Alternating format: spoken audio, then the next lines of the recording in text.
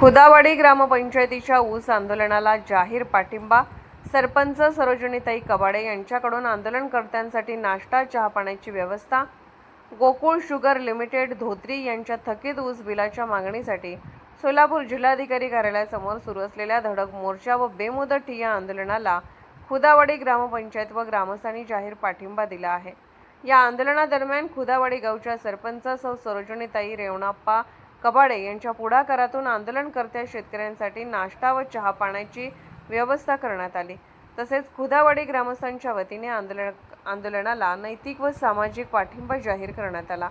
थकीत ऊस बिल मिळावे या मागणीसाठी शेतकरी जिल्हाधिकारी कार्यालयासमोर बेमुदत ठिय्या आंदोलन करत असून विविध गावांमधून शेतकरी, महिला व सामाजिक कार्यकर्ते आंदोलनात सहभागी होत आहेत.